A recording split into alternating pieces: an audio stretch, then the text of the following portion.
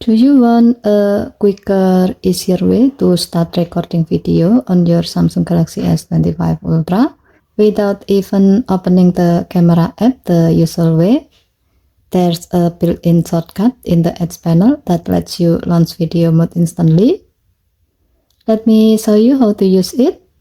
Here's how to start recording videos fast using the Edge panel on your phone. Drag the Edge panel handle toward the center to open up the Edge panel, and then tap the gear icon at the bottom of the panel to customize your panel. Swipe through the panels and make sure that the touch panel is turned on. Close the setting. Open the Edge panel again. Swipe through the Edge panel to find the touch panel. Here you will see some default shortcuts. One of them is video.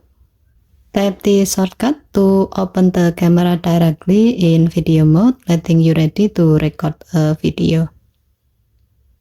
Seeing how this feature works, it's perfect when you want to jump right into recording without tapping through menus, whether you are vlogging, filming your day, or just catching quick moments.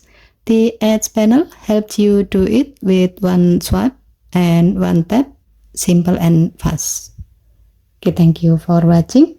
Please help to like and subscribe. Have a nice day.